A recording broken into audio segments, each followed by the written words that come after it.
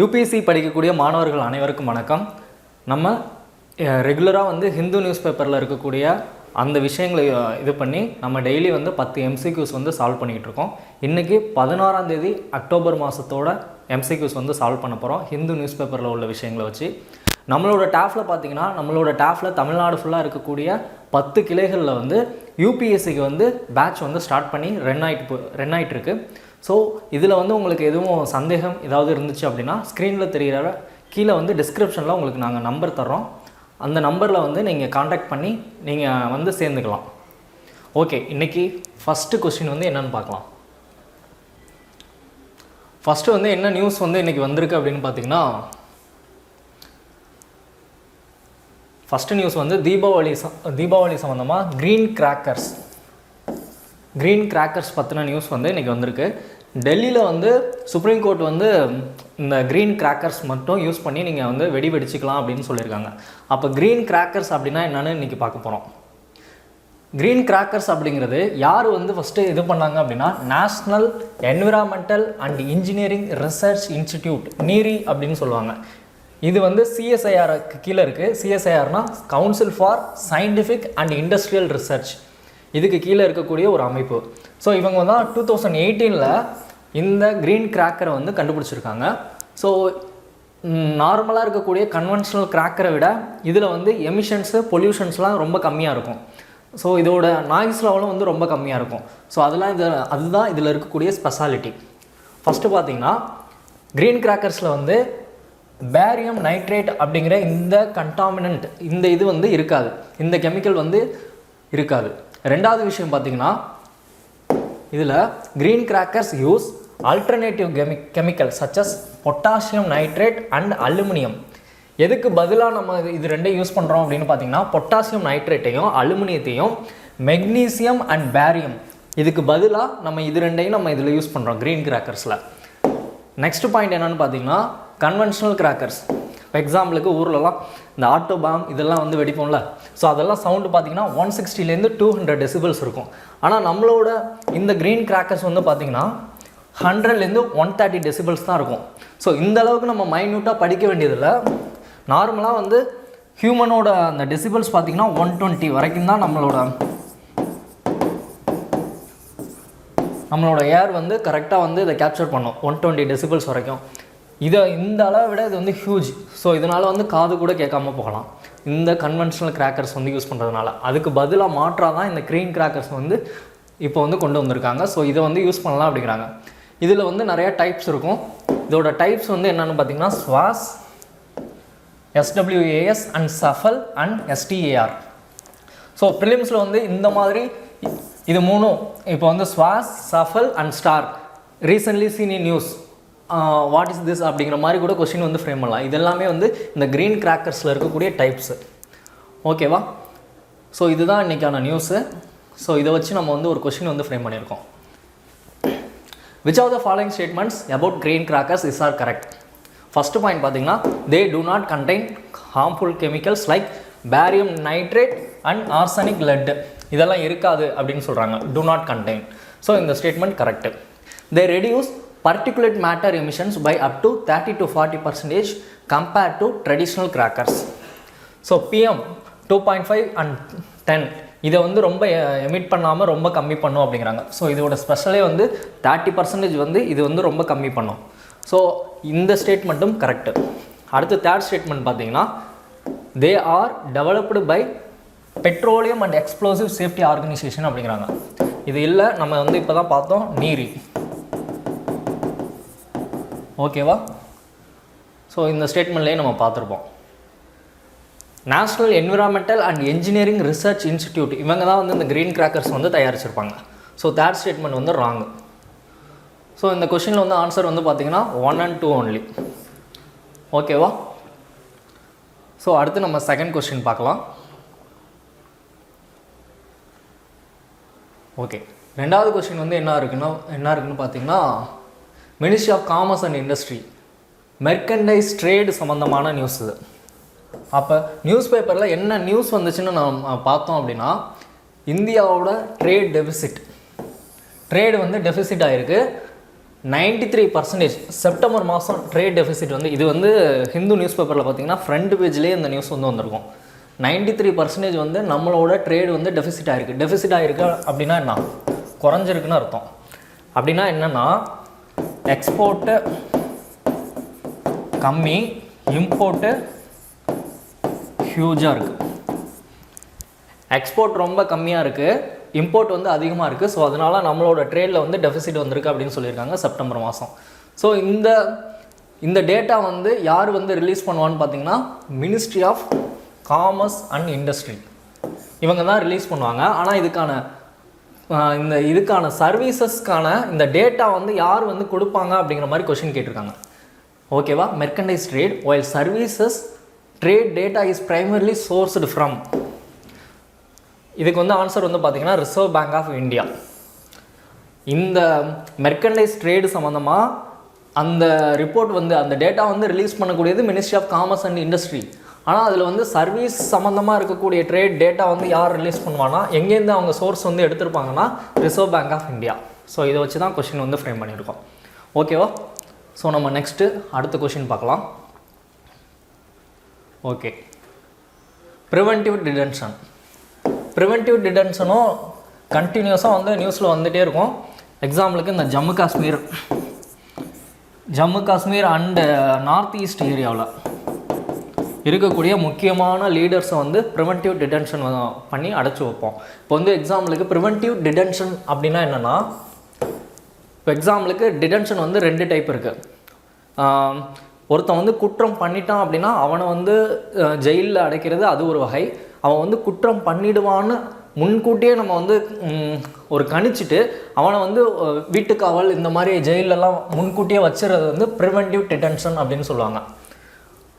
So அந்த person வந்து வெளியில் இருந்தார் அப்படின்னா அவரால் வந்து லா அண்ட் ஆர்டர் ப்ராப்ளம் வந்து க்ரியேட் ஆகலாம். ஸோ இது வந்து மேக்ஸிமம் வந்து இந்த Jammu Kashmir, north east area, அப்புறம் இந்த மாவோயிஸ்ட் ஏரியாவிலலாம் பண்ணுவாங்க. அங்கே இருக்கக்கூடிய லீடர்ஸ் வந்து ஜெயிலையோ இல்லை வீட்டுக்காவல்லையோ வச்சுருப்பாங்க. ஸோ இதுதான் வந்து ப்ரிவென்டிவ் டிடென்ஷன். ஓகேவா, ஓகே. ஸோ இதை வச்சு நம்ம வந்து கொஷின் ஃப்ரேம் பண்ணியிருக்கோம். ஃபஸ்ட்டு ஸ்டேட்மெண்ட் வந்து என்ன சொல்லியிருக்காங்கன்னா, it can be ordered both by central and state government. இந்த ஸ்டேட்மெண்ட் கரெக்டு. சென்ட்ரல் கவர்மெண்ட்டும் பண்ணலாம், இல்லை ஸ்டேட் கவர்மெண்ட் கூட பண்ணலாம். It's permitted even during normal circumstances, not just during emergencies. Emergency டைமில் மட்டும்தான் பண்ணணும்னு இல்லை, நார்மலான டைமில் கூட நம்ம இதை பண்ணலாம். லா அண்ட் ஆர்டர் ப்ராப்ளம் வரும், ஏதாவது பிரச்சனைகள் வரும்னு நம்ம முன்கூட்டியே கணிச்சிட்டோம்னா அந்த பர்சனால் வருதுன்னா அவரை வந்து நம்ம வீட்டுக்காவல்லையோ இல்லை ஜெயிலையோ நம்ம வைக்கலாம். ஓகேவா. தேர்ட் ஸ்டேட்மெண்ட் பார்த்தீங்கன்னா, it completely suspends the right to personal liberty under article 21. இந்த ஸ்டேட்மெண்ட் வந்து ராங்கு. ப்ரிவென்டிவ் டிடென்ஷன் இருந்தாலும் அவருக்கு பர்சனல் லிபர்ட்டி வந்து இருக்கும். ஓகேவா, இது வந்து பேசிக் தான். இந்த பேசிக் இதை வச்சு தான் நம்ம வந்து கொஷின் வந்து ஃப்ரேம் பண்ணியிருக்கோம். ஸோ இதுக்கான ஆன்சர் வந்து பார்த்திங்கன்னா ஆப்ஷன் பி ஒன்லி 2. எத்தனை ஸ்டேட்மெண்ட் வந்து கரெக்டுன்னு கேட்டிருக்காங்க. ஓகேவா, ஸோ ஓகே.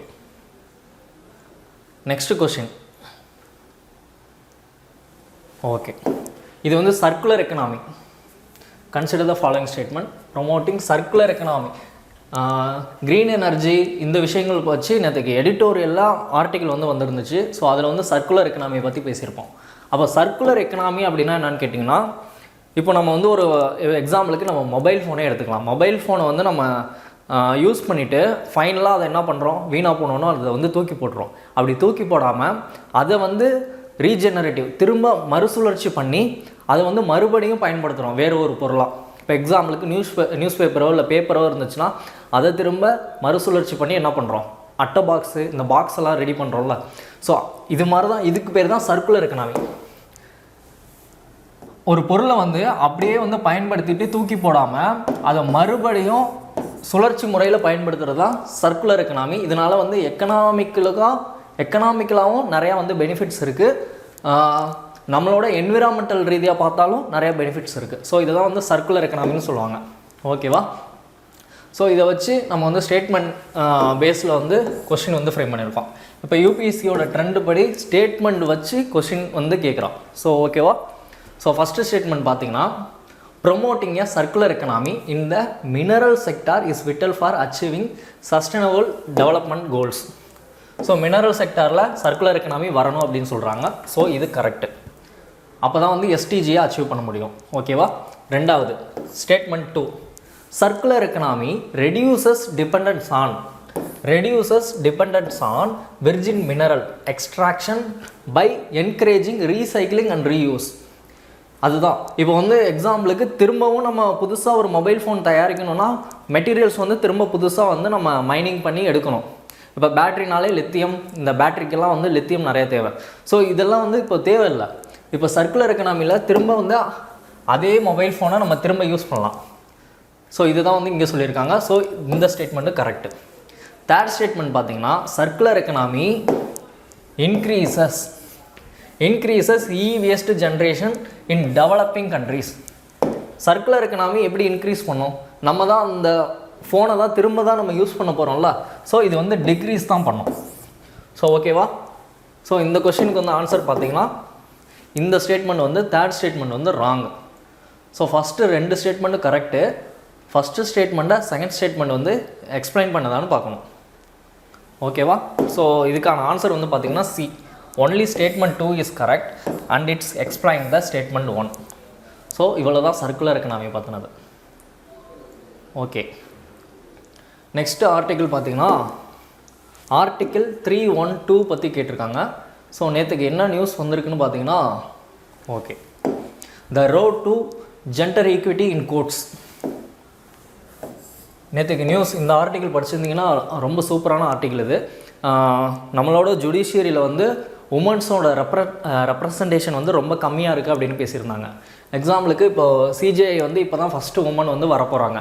அவங்க வந்துட்டு அந்த உமன் வந்து போயிட்டாங்க அப்படின்னா அதுக்கப்புறம் வந்து வேறு யாருமே இல்லை அப்படிங்கிற மாதிரி பேசியிருந்தாங்க. அப்புறம் ஹைகோர்ட்லேயும் வந்து ரொம்ப கம்மியாக தான் இருக்காங்க உமன் ஜட்ஜஸ் அப்படின்னு சொல்லியிருந்தாங்க.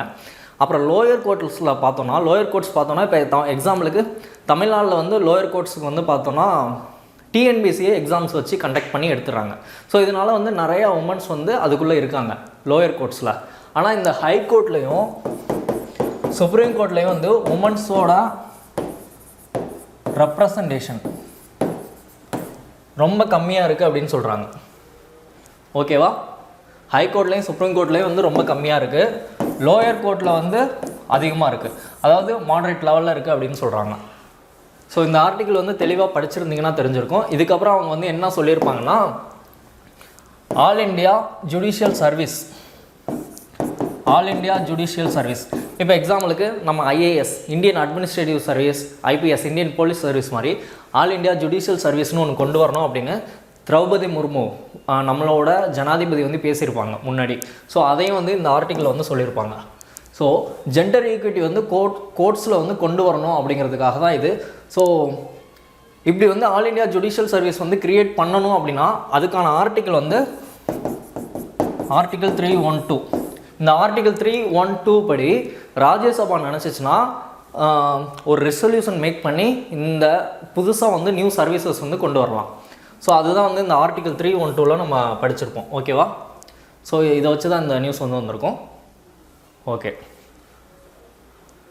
ஸோ கொஸ்டின் வந்து என்னென்னு பார்த்தீங்கன்னா, article 312 of constitution of India sometimes seen in the news empowers parliament to option A abolish or create state public service commission. ஸ்டேட்டுக்கு இதுக்கு சம்மந்தம் இல்லை. ஓகேவா? Create new all India services common to the union and the states. Okay, determine the strength of the supreme court இல்லை, regulate the service conditions of subordinate judiciary இல்லை. So answer வந்து B. ஓகேவா? Okay, next வந்து பார்த்தோம்னா 6th question. Okay, இது வந்து text and கான்டெக்ஸ்டில் வந்திருக்கும். India Middle East economic corridor. India Middle East economic corridor இது வந்து ரொம்ப முக்கியமானது. இது வந்து 2023 G20 சமிட் அந்த டைமில் வந்து நம்ம கொண்டு வந்திருப்போம். இந்தியா தான் இதை வந்து கொண்டு வர்றதுக்கு நிறைய முயற்சி எடுத்து கொண்டு வந்திருப்பாங்க. இந்த மாதிரி கொண்டு வந்ததுக்கப்புறம் இந்த இஸ்ரேல் ப்ராப்ளம் வந்திருக்கும், இஸ்ரேல் காசா ப்ராப்ளம். ஸோ அதனால் இந்த பிளான் வந்து அப்படியே வந்து ஹோல்டில் வச்சுருப்போம். இது வந்து என்ன பிளான் அப்படின்னு பார்த்தீங்கன்னா, இந்தியாவிலேருந்து மிடில் ஈஸ்ட்டுக்கு போயிட்டு யூரோப் இதுக்கு வந்து ஒரு காரிடார்னால் ஒரு ரோட்வேஸ் அந்த மாதிரி வச்சுக்கலாம். ஸோ இது வந்து எப்படி போகும் அப்படின்னு பார்த்தீங்கன்னா இந்தியாவிலேருந்து யூஏஇயில் இருக்கிற ஜபேல் அலி அந்த போர்ட்டுக்கு போகும். அதுக்கப்புறம் இங்கேருந்து நம்ம ஷிப்பில் வந்து போகும். அங்கேருந்து அப்புறம் ரயில்வே ரோடு தான் இது ஃபுல்லாகவே. அல் குவாய்ஃபாத் இது வந்து யூஏஇயில் இருக்கக்கூடிய ஒரு இடம். அதுக்கப்புறம் ஹராத் இது சவுதி அரேபியாவில் இருக்கக்கூடிய இடம். நெக்ஸ்ட்டு சவுதி அரேபியாவிலே ரியாத்தை கிராஸ் பண்ணி அல் ஹதீதா சவுதி அரேபியா. ஃபைனலாக ஹைஃபா போர்ட் இது வந்து இஸ்ரேலில் இருக்கக்கூடிய ஒரு முக்கியமான போர்ட்டு ஹைஃபா. அப்புறம் இங்கேருந்து ஷிப்பில் வந்து பைரேயஸ் இது வந்து கிரீஸில் இருக்கக்கூடிய இடம். இப்படியே நம்ம யூரோப்புக்குள்ளே நம்மளோட குட்ஸை வந்து இப்படியே கொண்டு போகலாம். இது வந்து எதை வந்து கட் பண்ணிவிட்டு நம்ம போகிறோம் அப்படின்னா இது வரைக்கும் நம்ம வந்து நார்மலாக போகக்கூடிய ரூட் வந்து பார்த்திங்கன்னா இந்தியாவிலேருந்து இந்த ரெட் சி வழியாக சூயஸ் கேனலை கிராஸ் பண்ணி யூரோப்புக்கு நம்ம போவோம். ஓகேவா? இந்தியாவிலேருந்து ரெட் சி வழியாக சூயஸ் கேனல் இங்கே எகிப்து. ஓகேவா? இந்த எகிப்து இந்த ஏரியா வந்து கிராஸ் பண்ணிவிட்டு கட் பண்ணிட்டு இது வழியாக நம்ம யூரோப்புக்கு குட்ஸை வந்து கொண்டு போவோம். இந்த இதை வந்து இந்த ரூட் வழியாக போனால் இங்கே வந்து என்ன நடந்துச்சு அப்படின்னா ஹவுதீஸ் வந்து இங்கே வந்து பிரச்சனை பண்ணிக்கிட்டு இருந்தாங்க. ஓகேவா? இந்த ஏரியாவிலேருந்து. ஸோ அது ஒரு பிரச்சனை. அப்புறம் இது வழியாக போகிறது வந்து ரொம்ப ரூட் வந்து ரொம்ப தூரம்.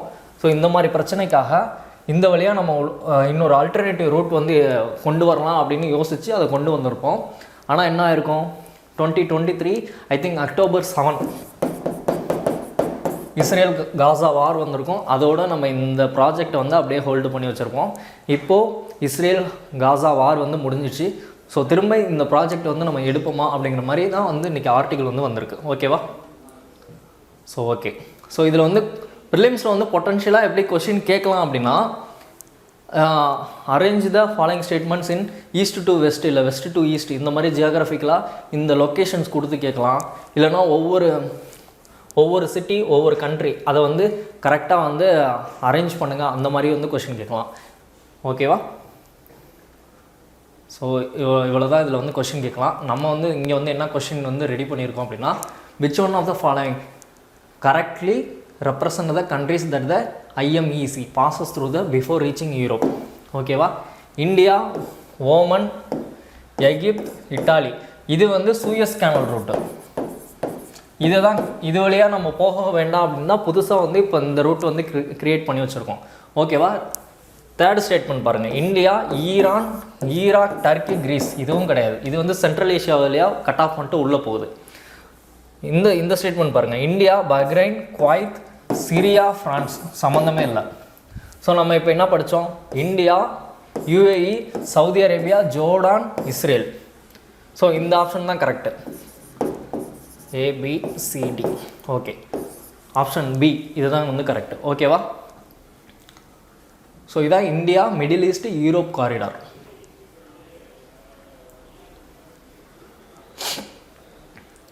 நெக்ஸ்ட் வந்து நாட்டோ நமக்கு நார்மலாகவே தெரியும். நாட்டோ வந்து இப்போ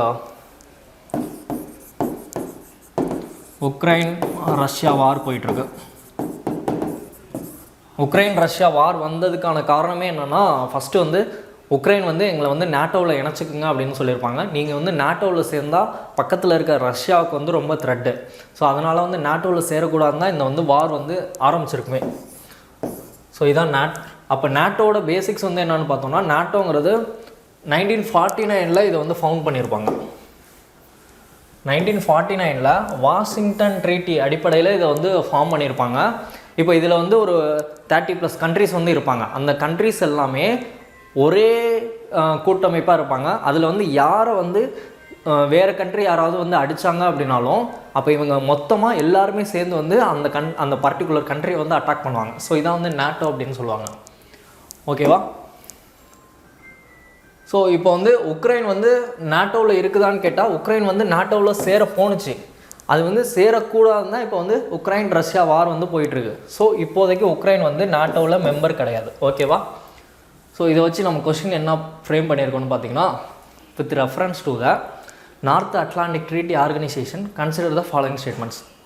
NATO established by the Washington Treaty 1949 the primary objective of collective defense. ஓகேவா? எல்லோரும் சேர்ந்து பர்டிகுலர் கண்ட்ரியை எதிர்த்து சண்டை போடுறது, அதாவது இவங்களை அட்டாக் பண்ணால் தான் இவங்க அட்டாக் பண்ணுவாங்க. நெக்ஸ்ட் வந்து Article 5 of the NATO Treaty provides that An armed attack against one member shall be considered an attack against all members. So இதான் இப்போ படித்தோம். ஸோ இந்த statement correct. Ukraine is a full member of NATO and enjoys treaty based defense guarantees. இல்லை, Ukraine வந்து இப்போ full member கிடையாது.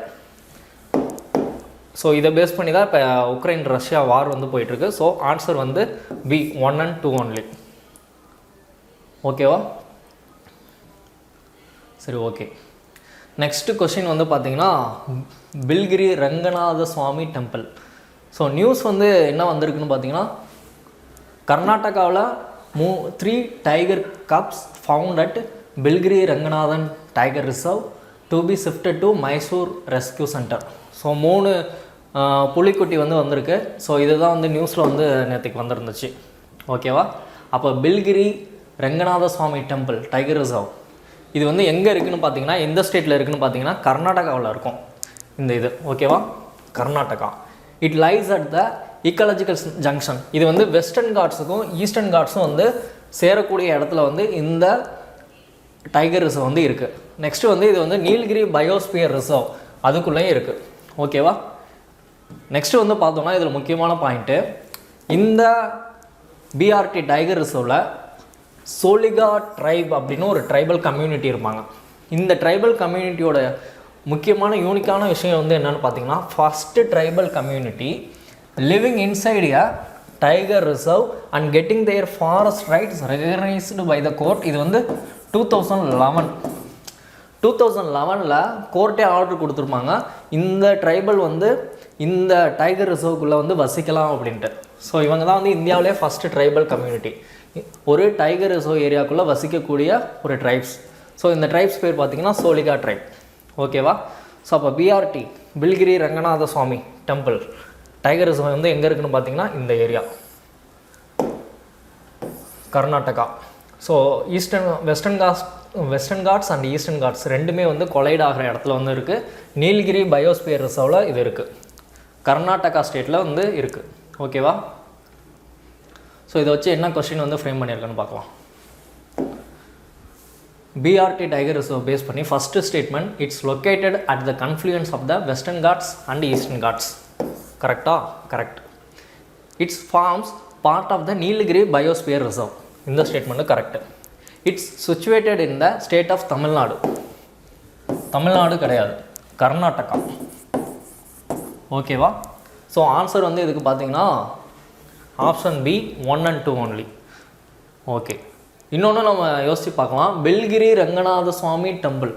So இந்த மாதிரி வேர்டு வந்து தமிழ்நாடு சம்மந்தமாக கிடையாது. இது வந்து இந்த வேர்டு வந்து கொஞ்சம் யோசித்து பார்த்தோன்னா இது வந்து ஆந்திராவோ இல்லை கர்நாடகா இந்த மாதிரி தோணும் நார்மலாக யோசித்து பார்த்தா. இது வந்து தமிழ்நாடோட வேர்டு வந்து கிடையாது. ஸோ இதை வச்சு நம்ம வந்து இந்த ஆப்ஷனை வந்து எலிமினேட் பண்ணிடலாம். ஸோ இந்த மாதிரி கொஷின் கேட்டாங்கன்னா. நெக்ஸ்ட்டு இது வந்து எடிட்டோரியலில் இருக்கக்கூடிய நியூஸு, இந்தியாவோட ரெஃப்யூஜ் சம்மந்தமாக இருக்கக்கூடிய நியூஸ். என்ன நியூஸ் வந்துருந்துச்சுன்னு பார்த்தீங்கன்னா,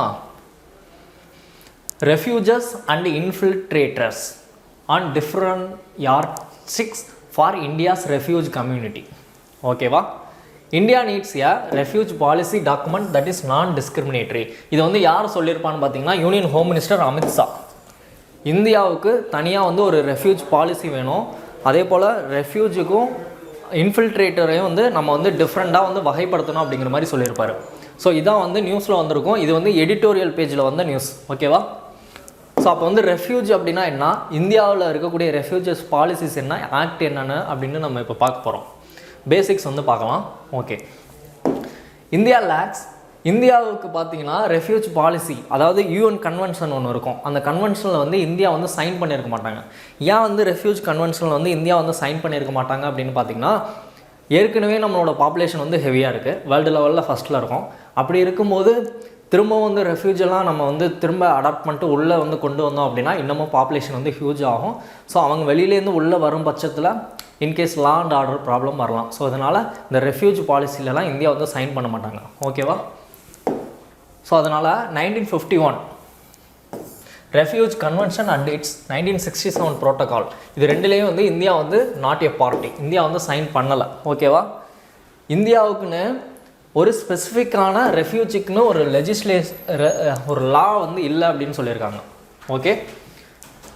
நெக்ஸ்ட்டு வந்து பார்த்திங்கன்னா எப்பப்பெல்லாம் இந்தியாவுக்கு வந்து ரெஃப்யூஜஸ் வந்திருப்பாங்கன்னு பார்த்தீங்கன்னா Pakistan partition, India Pakistan partition 1947 நடந்த டைமில் ரெஃப்யூஜ் வந்து வந்திருப்பாங்க. நெக்ஸ்ட்டு திபெத், இது வந்து சைனீஸ் திபெத் வார் நடக்கும்ல, அந்த டைமில் சைனா திபெத்லேருந்து ரெஃப்யூஜ் வந்து வந்திருப்பாங்க. நெக்ஸ்ட்டு வந்து பங்களாதேஷ், சக்மா அண்ட் ஹஜோங் இந்த பகுதியிலேருந்து இந்தியாவுக்குள்ளே வந்து வந்திருப்பாங்க. நெக்ஸ்ட்டு வந்து பங்களாதேஷ் ரெஃப்யூஜ், இது வந்து இந்தியா பாகிஸ்தான் வார் நடக்கும்ல, பங்களாதேஷ் வந்து தனி கண்ட்ரியாக பிரியும் போது நம்ம வந்து ஹெல்ப் பண்ணுவோம். ஸோ அப்போயே வந்து ரெஃப்யூஜ் வந்து உள்ளே வந்திருப்பாங்க. நெக்ஸ்ட்டு ஸ்ரீலங்காவில் LTTE and Sri Lankan government fight நடக்கும்போது தமிழ் ரெஃப்யூஜஸ் வந்து வந்திருப்பாங்க. ஃபைனலாக வந்து ரோஹிங்கியா ரெஃப்யூஜஸ் வந்து மியான்மரில் இப்போ பிரச்சனை நடந்தப்போ வந்திருப்பாங்க. நெக்ஸ்ட்டு வந்து ஃபாரினர்ஸ் ஆக்ட் 1946. ஓகே, நெக்ஸ்ட் வந்து பார்த்தீங்கன்னா இந்தியாவில் இருக்கக்கூடிய ஆக்ட்ஸ் வந்து பார்க்கணும். இப்போ ரெஃப்யூஜ் சம்மந்தமாக ஏதாவது ஸ்பெசிஃபிக்காக தான் லெஜிஸ்லேஷன் இல்லை, ஆனால் ஏற்கனவே இருக்கக்கூடிய லெஜிஸ்லேஷன் வந்து என்னென்னு பார்த்தீங்கன்னா என்னென்ன லா இருக்குன்னு பார்த்தீங்கன்னா foreigners act 1946, registration of foreigners act 1939, passports act 1920, the citizenship act 1955. இப்போ வந்து இது அமெண்ட்மெண்ட் பண்ணிட்டோம் 2019. ஓகே, இப்போ ரெஃப்யூஜ் வச்சு என்ன கொஸ்டின் வந்து ஃப்ரேம் பண்ணியிருக்குன்னு பார்த்தீங்கன்னா India is a signatory to the 1951 UN refugee convention and its 1967 protocol. First statement, India வந்து சைன் பண்ணியிருக்கான்னு கேட்டால் இல்லை. India has a dedicated national law for the legal protection of refugees. இந்தியாவுக்குன்னு ஒரு பர்டிகுலர் லா இல்லை, ஏற்கனவே இருக்கக்கூடிய இந்த லா அடிப்படையில் தான் நம்ம வந்து இப்போ செயல்பட்டுருக்கோம். என்னென்ன, the foreigners act 1946, registration of foreigners act 1939, passports act 1920 and citizenship act 1955, அப்புறம் அமெண்ட்மெண்ட் பண்ணியிருக்கோம் இப்போ 2019. ஸோ ஓகேவா, ஸோ இது அடிப்படையில் தான் நம்ம இருக்குமே தவிர ஸ்பெசிஃபிக்காக இதுக்கு ஒரு லா இல்லை. தேர்ட் ஸ்டேட்மெண்ட் பார்த்தீங்கன்னா the regulation of refugees and asylum seekers in India is often conducted on an ad hoc basis under existing domestic laws. ஆமாம், ஏற்கனவே இருக்கக்கூடிய லா அடிப்படையில் தான் நம்ம வந்து இப்போ செயல்பட்டுருக்கோம். ஸோ தேர்ட் ஸ்டேட்மெண்ட் மட்டும்தான் அதில் கரெக்டு. ஸோ ஆன்சர் வந்து பாம்பே, பி. ஸோ இன்றைக்கி நியூஸ் வந்து என்னென்னு பார்த்தீங்கன்னா யூனியன் மினிஸ்டர் வந்து ரெஃப்யூஜஸையும் இன்ஃபில்ட்ரேட்டரையும் தனித்தனியாக பிரிக்கணும், வகைப்படுத்தணும் அப்படிங்கிற மாதிரி தான் நியூஸ் வந்து வந்திருக்கு. ஸோ அப்போ ஏற்கனவே நம்ம வந்து நார்மலாக வந்து என்னென்ன டெஃபினிஷன் இருக்குதுன்னு பார்த்தீங்கன்னா ரெஃப்யூஜ்னா என்ன, மைக்ரேட்னா என்ன, இன்ஃபில்ட்ரேட்டர்னா என்னன்னா இது வந்து நார்மலான டெஃபினிஷன். இன்னும் வந்து இந்தியன் கவர்மெண்ட் வந்து எந்த மாதிரி வகைப்படுத்துகிறாங்கன்னு பார்க்கணும். ஸோ இப்போ இருக்கக்கூடிய நார்மல் டெஃபினிஷன்ஸ் வந்து ரெஃப்யூஜ் அப்படின்னா ஒரு வார் டைமில் வந்து அங்கேருந்து அவங்களோட உயிரை வந்து தற்காத்துக்கிறதுக்காக மற்ற கண்ட்ரிக்கு வர்றவங்க தான் ரெஃப்யூஜஸ். ஓகேவா, ஸோ கான்ஃப்ளிக்ட் இல்லை வயலன்ஸ் நடக்கும்போது தப்பிச்சு வர்றவங்க தான் ரெஃப்யூஜஸ். மைக்ரேட்ஸ் அப்படின்னு பார்த்தீங்கன்னா இப்போ எக்ஸாம்பிளுக்கு நான் வந்து எனக்கு பிடிச்சிருக்கு வேலைவாய்ப்புக்காக வந்து வெளிநாட்டுக்கு போகிறேன் அப்படின்னா நான் வந்து மைக்ரண்ட்ஸ். ஓகேவா, chooses to move usually for voluntary reasons such as economic ஆப்பர்ச்சுனிட்டிஸுக்காகவோ இல்லை எஜுகேஷன் இந்த மாதிரி விஷயத்துக்காகவோ நானாக வாலண்டரியாக போனேன் அப்படின்னா அதான் மைக்ரண்ட். இன்ஃபில்ட்ரேட்டர்னால் இப்போ வந்து பஹல்காமில் அட்டாக் நடந்துச்சுல, அவங்க தான் வந்து இன்ஃபில்ட்ரேட்டர். உள்ளுக்குள்ளே வந்து ஸ்பை வேலை பார்க்குறதுக்கோ இல்லை அட்டாக் பண்ணுறதுக்கோ இந்த மாதிரி விஷயங்களுக்காக இல்லீகலாக உள்ளே வந்து நுழையிறவங்க தான் இன்ஃபில்ட்ரேட்டர். லா அண்ட் ஆர்டர் ப்ராப்ளத்தை வந்து க்ரியேட் பண்ணுறதுக்காக உள்ளே வரவங்க தான் இன்ஃபில்ட்ரேட்டர். ஓகேவா, இதான் இது மூணுக்குமான டெஃபினிஷன்ஸ். ஓகே, ஃபைனலாக இன்றைக்கி இருக்கக்கூடிய கொஷின் வந்து என்னென்னு பார்த்தீங்கன்னா சஸ்டைனபிள் அக்வாகல்ச்சர் இன் மேங்க்ரோவ் ஈக்கோசிஸ்டம். சஸ்டைனபிள் அக்வாகல்ச்சர் அப்படின்னா ஒன்றும் இல்லை, மேங்க்ரோவ் ஃபாரஸ்ட் இருக்குல்ல, மேங்க்ரோவ் ஃபாரஸ்ட்குள்ளே ஷ்ரிம்ப் கல்டிவேஷன் பண்ண போகிறோம். ஷ்ரிம்ப்னா வந்து தமிழில் இறால் அப்படின்னு சொல்லுவாங்கள்ல, அந்த இறால் கல்டிவேஷன் பண்ணுறதா மேங்க்ரோவ் ஃபாரஸ்ட்குள்ளே. இது வந்து சஸ்டைனபிள் அக்ரிகல்ச்சர் மாதிரி பண்ணணும் அப்படிங்கிறாங்க, சஸ்டைனபிள் அக்வாகல்ச்சர். ஓகேவா, ஸோ ஓகே, இந்த கொஸ்டின் வந்து என்ன இருக்குதுன்னு பார்த்தீங்கன்னா SAIME model recently seen in the news primarily aims. இதோட எய்ம் என்ன அப்படின்னு கேட்டிருக்காங்க, increase fish production through intensive aquaculture practice using artificial feed. இதெல்லாம் இல்லை, ஃபிஷ் ப்ரொடக்ஷனும் இல்லை. இன்டென்சிவ் அக்வாகல்ச்சர் ப்ராக்டிசஸ்னால் கெமிக்கல்ஸ் இதெல்லாம் யூஸ் பண்ணுற மாதிரி தான் இருக்கும். ஸோ இந்த ஸ்டேட்மெண்ட் ராங். சி ஸ்டேட்மெண்ட் பாருங்கள், C expand commercial shrimp exports from the Sundarbans region. Commercial shrimp exports இதுக்கெல்லாம் கிடையாது. Introduce genetically modified shrimp species to enhance productivity, இதுவும் இல்லை. ஆப்ஷன் பி வந்து என்னென்னு பாருங்கள், promote ecosystem based climate adaptive aquaculture that conserves mangrove habitats. Mangrove அந்த area வந்து பாதுகாக்கிறதுக்காக அதோட சஸ்டைனபிளாக நம்ம வந்து இப்போ ஸ்ட்ரிம் கல்டிவேஷன் வந்து பண்ண போகிறோம். ஸோ இதில் வந்து கெமிக்கல்ஸோ இல்லை வேறு எதுவுமோ இல்லை எக்ஸ்போர்ட் நோக்கமோ இந்த நோக்கம்லாம் எதுவுமே கிடையாது. ஸோ சஸ்டைனபிள் ரீதியாக தான் இதை வந்து நம்ம இப்போ பண்ண போகிறோம்.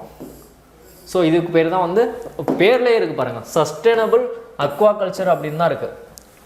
ஸோ அதை வச்சு நம்ம கண்டுபிடிச்சலாம். ஆப்ஷன் பி தான் இதுக்கு ஆன்சர். ஸோ ஓகே ஃப்ரெண்ட்ஸ், இன்றைக்கி அவ்வளோதான். இன்றைக்கி வந்து 16th அக்டோபரில் இருக்கக்கூடிய ஹிந்து நியூஸ் பேப்பரில் இருக்கக்கூடிய எல்லா விஷயத்தையும் நம்ம வந்து அனலைசிஸ் பண்ணிட்டோம். அதை பேஸ் பண்ணி ஒரு 10 MCQs வந்து சால்வ் பண்ணி முடிச்சிட்டோம்.